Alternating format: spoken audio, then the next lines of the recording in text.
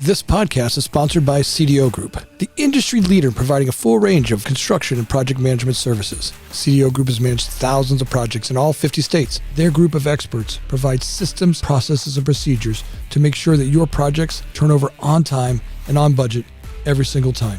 With over 24 years of experience, CDO Group is the industry's leader in construction management and general contracting services. To find them, go to cdogroup.com. Hi, and welcome to the Future of Development podcast. My name's Anthony Amunategui, and I'm here to inspire people to find amazing careers in the construction development world.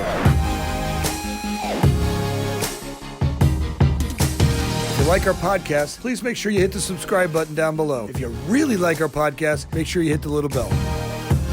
Hello, and welcome to the Future Development Podcast. I'm your host, Anthony Amunategui, and today I'm joined by the amazing Ginny Foster. Ginny is an electrical engineer and a market development manager at Neff Power. She holds several patents in both the United States and in Canada. She is a graduate of St. Louis University. Go Billikens! And she's also a graduate of Washington University. Go Bears! You know, her background in robotics is unparalleled. It is exciting to talk to her. I hope you guys enjoy this interview with her as well. With that, let's give a big warm welcome to Ginny. Ginny, welcome to the show.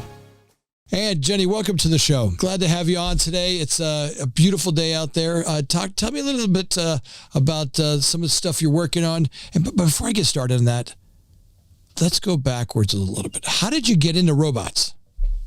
Well, thank you for having me on the show, and thank you for asking that question. So my path to robots is probably a winding path. It's probably quite long, but I'll make it very short. But one of the starting points that I want to start with is, Anthony, there was a story that you mentioned the last time we spoke in which you discovered that you were really good at reading. And I just want to share that I have a very similar story. It took me a really long time to figure out that I was good at math. But once I figured it out, I flew. I selected engineering right out of high school, and it was really fun to jump into it, but the math kicked my butt. And I ended up taking Calculus 1 3 times. And I mean, just the amount of resilience it takes to do that type of repetition is significant. But I really, I really did not enjoy it at the time. Nobody enjoys repeating things over and over again just to get to a certain point. And that's why the book that I want to recommend really resonates with me. And I brought my copy with me. It's Mindset by Carol Dweck. And the reason it resonates with me so much is because this book talks about the resilience necessary in order to maintain a growth mindset over time. So if I could go back and talk to my student self, I would definitely try to convince myself to read this book before going through all the trials and tribulations of repeating classes. So one of my degrees is in electrical engineering, and electrical engineering requires the highest level of math. So I've gone through the whole range all the way up through linear algebra and differential equations.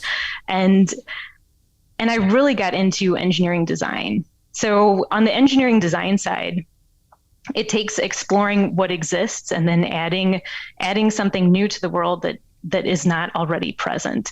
And you can actually find my name on several patents, both awarded by the United States Patent and Trademark Office, as well as the Canadian Intellectual Property Office.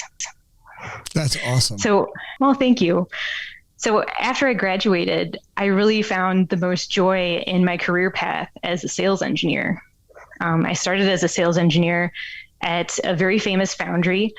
It's an international foundry, and they're famous because they made the stainless steel castings for the Pentagon Memorial in Washington, D.C. It was amazing to be on their team. It was amazing to have mentors who really held me to a high standard, and I'm so grateful to them because it was from there that I learned so much. And my current role is at Neff Power. I'm the market development manager at Neff Power. And we have an amazing team. We are super extraordinary focus on customer service, and we love solving problems for our customers. We are an industrial automation and robotics distributor, and we help our customers find the best solutions for their automated processes. We have a team of application and robotics engineers who love teaching how to use robotics. That's great. Once you find a passion, right? You find that spot where, like you were talking about, when I figured out reading. And by the way, I've got the book. It's sitting by my nightstand. I haven't started that one yet because I got one more in front of it. But it's literally sitting there, and I keep looking at it like, that was Jenny's book that she hooked me up with. And I love when someone gives me a great book, because when I hear your passion for that book, it gets me excited. And if I could go back and talk to my younger self, I would just say, hey, stop wasting your time on all this other stuff. There's so many opportunities in new technology, new information, and reading was the path, the key to that path for me. And finding that magic is amazing. As you got into the software, into the engineering and into the whole robotics world, and being able to take that, your ability to communicate with the customer, right, and understand their needs and start to apply that out to the world. Customers can't understand technology oftentimes. Look, our own people can't understand it. If we look inside of some of our, with our organization, that's one of the number one ways we get killed with growth, is that people's inability to take on new technologies out of fear and not understanding it, not being able to see it clearly, and being able to humanize technology is it's a great skill. I mean, that's one of the, that's what makes you wonderful at the job, and being able to hear their needs and then understanding the technology and how to apply that makes it a really fun place. When you're looking at robotics for a customer, what's the keys to understanding implementing robotics or technology into a system? Well, we do have a set process that we follow in order to provide the absolute right application for our customers. But I really want to separate this answer out into two things. Yeah. I want to first talk about the low-hanging fruit. So for everyone out there who thinks that they do have an application and they're ready for robotics, but they're not sure where to start, look for two things. These are your low-hanging fruits. You're going to look for repeatability, and you're also going to look for ergonomics. So you're going to look for the tasks that are super repeatable, the ones that you'd perform over and over and over again the exact same way. And you're also going to look for the tasks where it involves a human being moving their joints the same way over and over again, because we know that repeated motion over time does result in the ergonomic need for automation. The second part of this is I want to talk about the steps that we go through, that our robotic engineers walk through with our customers when our customers ask us to help them implement robotics. And the first thing that we do is say, okay, let's identify with you, what is the exact process that you want to automate? And believe it or not, it's in the identification of your problem and defining your problem. That's really where it becomes easy to suggest the right solutions, because once we've identified the problem, then we can say, okay, here's the design layout. Here is how a robot would fit within your exact solution. And then we perform a simulation. So we actually let you see what it would look like in your manufacturing facility, on your floor, with your people involved, what it would look like if we just pressed play with a robot in place performing these tasks. And that incorporates a whole bunch of things. It incorporates reach analysis, correct cycle times. It incorporates end-of-arm tooling, or EOAT, and also the design and specification of the payload. So robot cells, the more and more we can talk about robot cells, it gets more and more detailed. There's a lot of requirements in terms of safety. And so we really especially want to know how it is that you plan on having your team of people interact with the robot. Right, because robots, they're not very touchy-feely, and they're not really aware that they perform an action. At least today, their ability to their sequencing. Talk about that, because in order to have some spatial requirements, in order to have a robot, it's not something that you just take it and plug and play. You don't just roll the robot into the floor and all of a sudden start executing on something. It takes a lot of thought to make sure that arm or that device is able to facilitate efficiencies. Right. So, okay. So I guess I can give an example of a building that I walked through recently, in which they thought 10 years ago, it was a thought that, okay, robots will completely replace people and we're going to have an entire factory full of robots end to end. So therefore, we don't need to have room for people at all. And the way this building was built, in order to access even the individual production lines, you had to walk out the door of one side of the building, go all the way around the outside and come back in the other. There was no room for people in between the production lines. You couldn't maintain the production lines while they were in action. You had to shut the whole thing down, move one aside, squeeze in. There was hardly any room for people, and there was definitely no room for robots, and definitely no room for safe collaborative robots. And I really want to talk about the difference between industrial and collaborative in a little bit. So if you're a person considering a new building and you say, okay, I do want to incorporate robots into my new building structure, what should I be thinking about? And so the requirements and specifications for robotic arms and for autonomous mobile robots are definitely unique.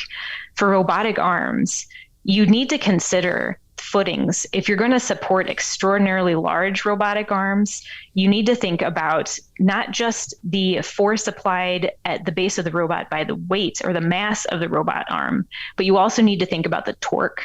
And this is the torque at full payload, full reach, and full velocity.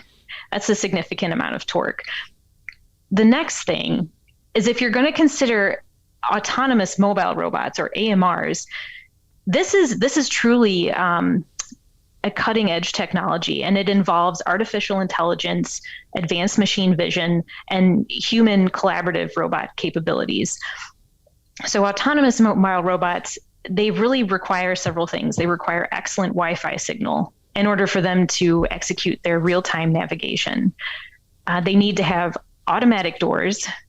We actually recently built a new building in which we realized we needed to have a little bit wider of hallway, and we needed to have an automatic door that would not impede the path of the AMR as it traveled through our warehouse into our office facility. And then you also need to make sure you have extremely smooth and level floors, very small floor gaps, very low thresholds.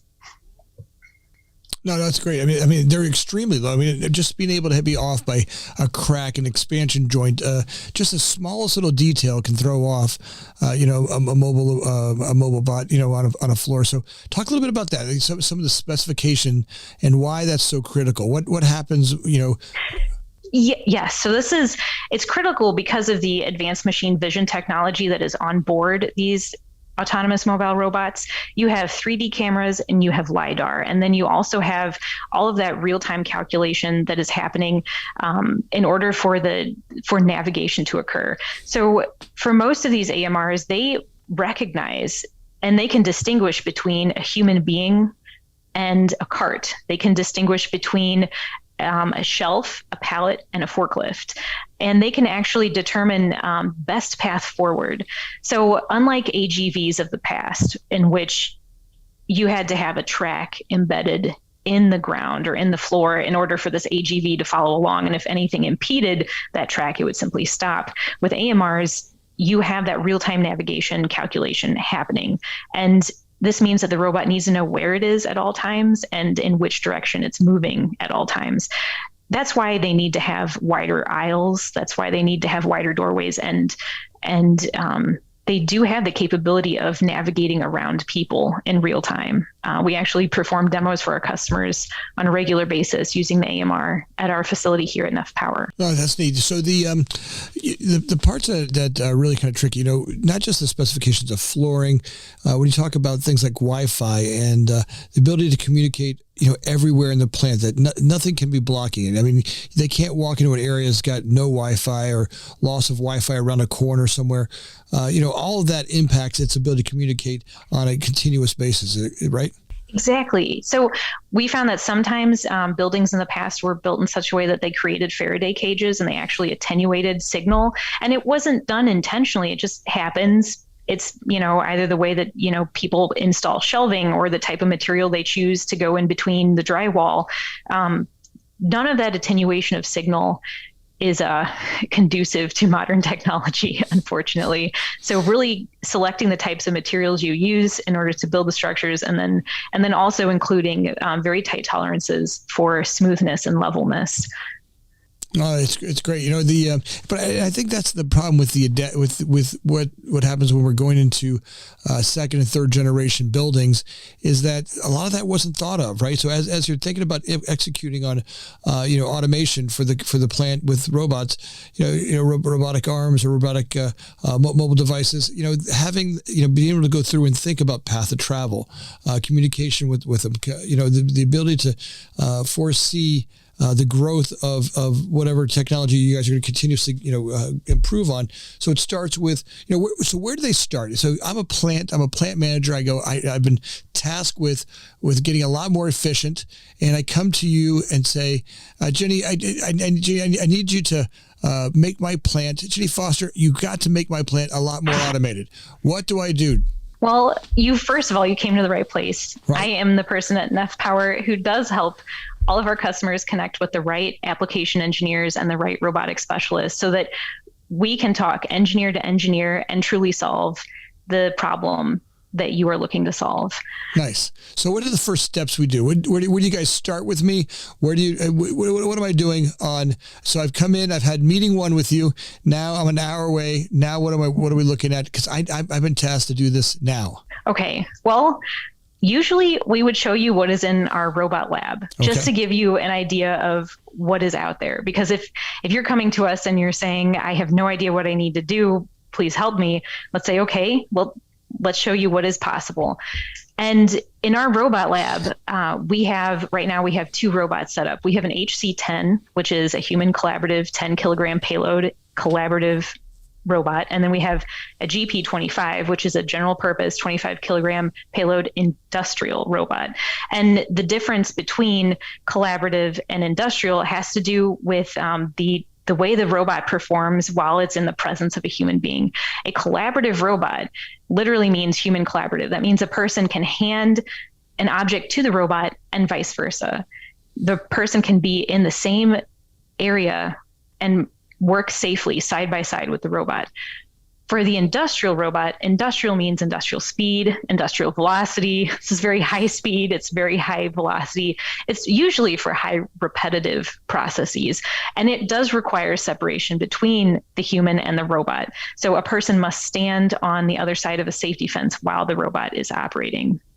But, and this is the trick that we want to show you, with the right advanced machine vision solution, you can make an industrial robot behave just like a collaborative robot. And there's 2 ways of doing this. This is the way we perform live demos. We use speed and separation monitoring, and we also use stop state monitoring. So if you align your vision sensors in the room in such a way that you define where the safety zone is, and the safety zone is within a certain distance of the industrial robot, as a person walks closer and closer to the robot will slow down and then come to a complete stop. And it's a safety function, and it is highly useful because it means that you don't have to shut down your line. You don't have to put everything on hold in order to walk up and perform a service or walk up and fix an alignment. You can actually perform all of these maintenance and operation procedures in real time without interrupting your flow. What's neat about robots are that it doesn't think about, it's performing a task. As a human, I get these fears that could pop up. Oh my God, this robot's going to take my job. And, I think that's the biggest thing I hear about when I talk about automation or bringing these different technologies into a plant.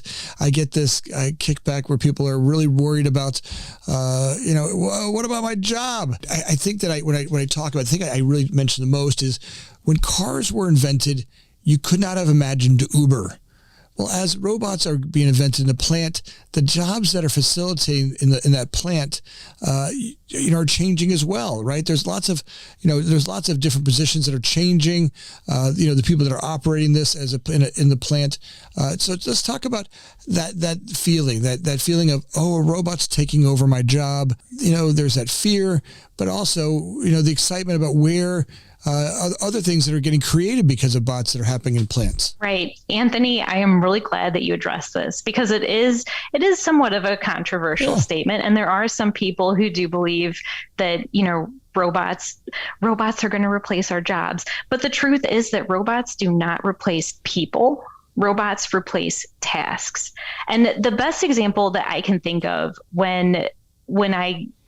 if I were to give a real world of example of something that is already in place and established that proves this is otherwise, it's in our homes with home automation, because we have washing machines, we have dishwashers, we have microwaves, we have dryers, and all of these machines, you push a button and walk away and you are free to go do something else. And that's what robots do in the industrial world, is they allow us to set up an automated process, press a button, walk away, and then go focus on something at which human beings are naturally very good at. We are naturally very creative.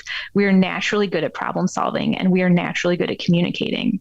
And that really ties back into the growth mindset book by Carol Dweck, because there's two different mindsets. There's the fixed mindset and there's the growth mindset. Right. And the fixed mindset is the one that fears change and says we're incapable of learning. Whereas the growth mindset is the one that's open to learning and enjoys challenges and, in fact, embraces challenges because they help us really reach our full potential. So to that point, robotics is a path to growth. And this is true for individuals as well as humanity as a whole. Robotics is a growing industry, and it's full of opportunities for anyone interested in learning. I love that piece you just brought up about mindset. There will always be those people who just dig their heels in and don't want to change. But the truth is, you can't stop change. There's no, we cannot stop it. It feels like, no, I'm going to be this way. Good luck. Good luck with that one. Just see how long you can survive in the world. You can be the rock in the river, but at some point the river will you may for a moment cause a little bit of a bump in it, but somewhere the river will wash and move you. And that is what's happening with growth. And it always has been. The fixed mindset that says, I'm not doing it. That's just a fear, right? That's that living in fear, which I can say oftentimes I've been plagued with it, throughout my life as well. I think everybody goes through parts of their life where you're living in fear, and that chance of, in our society, there certainly are a lot of people that are afraid of changing, right? Of embracing where we're going. The world has never been more exciting. It's never been more exciting than it is right now. The stuff that's happening on this planet today is amazing. Here, the two of us having this podcast. 25 years ago, that would have been $1 million for us to broadcast back and forth between two people. Maybe TV stations could do it. You and I'd have to go to TV stations, have to communicate to, I'd have to sit in some booth and they'd have to get their signals and this would have been a much different, look, you've got a camera, you're sitting in office. I've got, maybe a fancy camera because Eric operates it over there. And he's laughing because I can't do it. Today, we've got the ability to do things so much faster. And that's what the joy of it is. And as that mindset changes and you feel a little bit less pressure to change, a little bit less pressure that, okay, I'm going to be okay. The universe is always taking care of me. We've always adapted to it. And, me trying to stop it, it's never worked. It's never, the good old days when I think back at it, it sounds good because maybe it sounded slower, but you just think about it. To communicate with someone, you had to write a letter. Right? It might take me a month to communicate with a parent that was in another state. Today I've got, my mother, used to be able to communicate with me, multiple times an hour. Right? She had something going on multiple times, or a sister, a family member that I could communicate with all day long. And, I feel like that's it. It took some change, but she's the one who showed me how to Skype. I had a 77-year-old woman teach me how to Skype, and I was like, one, I felt a little funny about that. But two, we were all evolving in that change. And same thing's happening in our companies, on our plant floors, as we make those changes and we continue to adapt and we ask the question, what else can robots do? There's the game to play, really, to embrace and look for what task can they free me up for so that I can do other things that will be much more productive. So as you look at that and your company continues to grow, where do you see, what excites you about where the future is going? Well, there are three things that I want to share that I see unfolding right now that will definitely affect us in the next 3 to 5 years. So the first thing is that humanity will definitely benefit from robotics through scalability and learning. And I say this because robotics are incredibly scalable.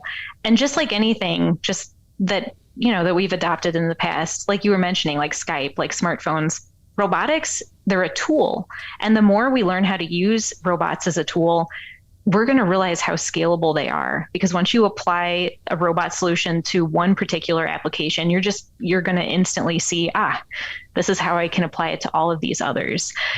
And the other aspect of it is the learning, because we're learning not only about ourselves and how much we can push our own limits in terms of, acquiring and adapting new skills and learning new technologies, but humanity as a whole, we're learning about ourselves as people through the creation of automated tasks. And so that's just the first thing. The second thing is that we will definitely see a real world solution for forklifts. And I know you're laughing at this, but the thing is that every year, forklift accidents and injuries, they do cause a significant amount of damage to humans and property. And just about everyone I've talked to does have a forklift accident. Either it's someone they know, or it's something that they witnessed, or it's connected to them in some way, shape, or form. And unfortunately, that just means that it's too common of an occurrence. So what we're going to see is it the combination of artificial intelligence, advanced machine vision, and human collaborative technology. And that's all coming together with AMRs, autonomous mobile robots, and those are going to be the ones that provide us this real world solution for forklifts in the very near future. So that's the second thing. Cool. The third one is that we will be faced with a question. And we will be faced with a question that is going to be repeated with increasing frequency throughout a surprising variety of industries. And that question is this: is it humane to ask a person to do a task that a robot would perform better? As we look at these, seriously, as we look at these tasks, the speed by which we're growing, and we start to, continue to go faster and faster, and things are getting bigger and bigger. Every single one of us is attached to a cell phone. How do you feel about the augmented human? Are we looking at exoskeletons? Are we looking at, are they separate from the human, or are they connected to the human? This is a really deep question. And I kind of want to take it in a different direction. Sure, so instead of talking about exoskeletons, I want to talk more about smartphones, because smartphones have become such an intrinsic part of our everyday lives. It's very difficult to separate us from our smartphones without, inducing panic. And, we see young children with smartphones and they're whizzes. They know how to go into an app, open an app and create, whatever it is that they want to do and close it up again. It's fascinating. So we have actually, I think, unlocked one of those interfaces that really resonates deeply with human nature and our ability to learn. And that's through the smart touchscreen. We are seeing smart screen and touchscreen technologies implemented in robotics, and it's actually changing the way that we learn and operate robots. You can actually see a video on the Neff Power YouTube channel of one of our robotics engineers who teaches the son of one of our coworkers when he visits, teaches him how to use a smart pendant and how to operate a robot with a smart pendant. It took him all of 35 minutes and 17 seconds to figure out how to fly his toy car around with the robot. And it is so cool because you can actually see the learning process taking effect. You can see how easy it is to learn how to operate a robot with a smart pendant. So the fact that all of this technology is coming to fruition right now, we are on the cusp of something very great, and we're on the cusp of a lot of changes that will happen in the next 5 to 10 years. For sure. That piece about in order to program a robot 10 years ago, 5 years ago, it took an engineering degree, right, to be able to understand spatial realities, understanding, all those segments of how to move that, how to program it, how to put all those instructions in. Today, with the systems we have in place, and as machine learning comes into place, artificial intelligence comes into play, and the speed by which we'll learn and be able to make things, adaptable to every scenario, and even the human, right? Even as I look at, if as that child was able to look at flying his car around, or a new employee comes up to a machine and needs to make some change to it. I think all of that will come into place and make it so much easier for us to operate and to embrace that change. That fear part of us that says, well, there's a robot in my office now. Does that mean it's going to outwork me or outdo me? Am I going to be outclassed here? No, but the interfaces that make it a lot easier for anybody to do this, it makes that leap over to technology a lot easier. Right. It's really leveled the learning curve. And I think it actually is helping people to discover how they can truly show that they're assets to their company and where they work by figuring out how to use the robot in new ways. Because, you can have a robot and it can perform one particular task, but that's not the only thing that it's capable of doing. And as we learn as human beings how to push our own limits, we're also pushing the limits of robotics and technology in general. That's the learning curve right there. We're learning in tandem with our machines. Yeah, I say that all the time. That where as we do this, as we learn, and AI, machine learning, robotics come into play, the speed by which we'll continue to transfer and bring on more opportunities for them to apply those technologies, and the ease by which we do this makes our comfort level get so much, we get so much more comfortable and able to look at it and embrace it. Our creativity will move up, right? I mean, once we drop that fear, once I get that fear mindset, I get out of fear and I get into creativity, there's the opportunity that's lost when I'm in fear, right? It's that I drop off my ability to be creative, and that's what's really magical about us human beings, is that we are creative and have this ability to continue to come up with new ways, new impactful ways to change these applications. I couldn't have said it better myself. There you go. I got one done for the day. I got one great one for the day, and it makes it fun. As you look across your company's future, the next 5 years, right? If you're able to predict out, you get that crystal ball out, and you start to look at that, and you see that the couple places you've already talked about. If you're looking at the younger version of a young Jenny and going, hey, I'm embracing where you're going, what would you say opportunities are for them to jump into the robotics field or into the development world? Where do you see those opportunities pop up? Well, I'm seeing a lot of opportunities show up in companies that are traditionally not as automated. And I mean, yes, they may incorporate some of the traditional categories of industrial automation, like electrical control, motion control, safety, structural, aluminum, pneumatics, and hydraulics. But what we're seeing is that traditionally these older fields of study they're not taught in schools anymore. And it's probably due to the fact that that body of knowledge is retiring out of the workforce. And so there's nobody really to pass it on. And that's where a lot of the automation comes into play. That's where a lot more of the electronic solutions come into play. And I mean, this is not a bad thing. And if we embrace it now, we will at least be there to make that handoff from the original method, the original methodology of performing that task, to the new methodology. And we may even have the opportunity to improve upon it. No, there was this big swing that everybody went into the electronic technologies, right? But the mechanical side of technology seems to get missed, right? And I know, when I look at my children, I've got one son who just loves, he's he went to school for, being I'm a construction guy, he went to school for construction, and he came home from school and he's like, Dad, this isn't for me. I don't want. I don't want to be a professional at a construction company. I like working with my hands. I love being in there working with motors. He loves automobile motor. He loves engines. He loves working with motors.